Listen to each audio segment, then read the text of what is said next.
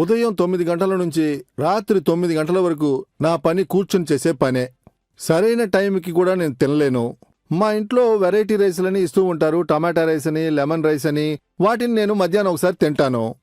ఇంకో విషయం ఏంటంటే ఏసీ రూమ్లోనే కూర్చున్నందువల్ల ఎక్కువగా నీళ్లు తాగట్లేదు. అందువల్ల ఏమైందంటే నాకు పైల్స్ వ్యాధి వచ్చింది.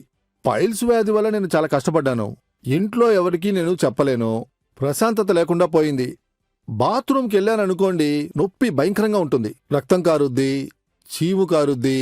చాలా కష్టపడి నరక వేదనని అనుభవించేవాణ్ణి. ఈ విషయాన్ని నేను బయటికి చెప్పలేను. ఇంతెందుకు, నా భార్యతో కూడా నేను ఈ విషయం చెప్పలేకపోయాను. ఫ్రెండ్స్తో చెప్తే వాళ్ళు నన్ను ఎగతాళి చేస్తారేమోనని నాకో భయం. నొప్పి బాగా ఎక్కువయింది.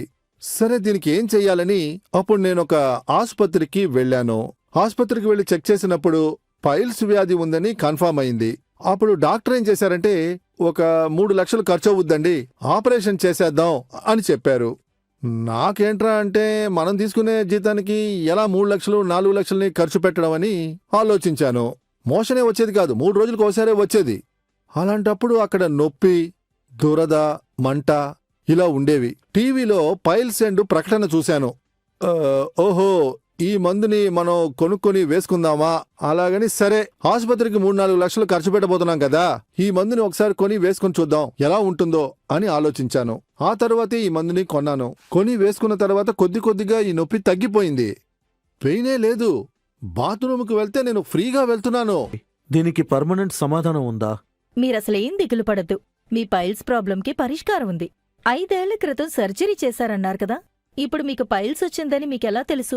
2 ఏళ్ల ముందే మళ్ళీ అలాంటి సిమ్టమ్స్ వచ్చింది. అంటే మీకెలాంటి సిమ్టమ్స్ వస్తున్నాయి? మోషన్కి వెళ్ళేటప్పుడు అందులో నుంచి రక్తం కారింది. అప్పుడు నొప్పట్టింది. అందుకే డాక్టర్ని కలవడానికి వచ్చాను. మన పైల్స్ ఎండ్లో పాన్స్లవా, సనాయిసోనఫ్ లాంటి ఎన్నో సహజమైన మూలికలు కలిపారు.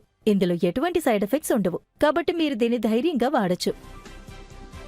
ఈరోజు మీరు చూస్తున్నది ప్రతిరోజు సాధారణ జీవితంలో ఎంతో మంది అనుభవిస్తున్న నొప్పి, బాధ. అదేంటంటే పైల్స్. దీనికోసం చాలా మంది చాలా చోట్లకు వెళ్లి ఎన్నో ట్రీట్మెంట్స్ తీసుకుని కానీ ఆ ట్రీట్మెంట్స్ ఏవి పనిచేయకపోవడం వల్ల ఈ కార్యక్రమాన్ని మీరు చూస్తూ ఉండుంటారు. ఈ కార్యక్రమం మీకు తగిన పరిష్కారంగాను సమాధానంగాను ఉండబోతోంది. అదేంటంటే మూలవ్యాధి. ఈ మూలవ్యాధి ఎందువల్ల వస్తోంది? ఈ మూలవ్యాధి రాకుండా అడ్డుకోవడం ఎలా? ఈ పైల్స్ అండ్ మనకి ఏ విధంగా ఉపయోగకరంగా ఉంటుంది అన్నది సవివరంగా. ఈ పైల్స్ వ్యాధిని నయం చేయడానికి ఒకే ఒక్క మందు మన పైల్స్ అండే.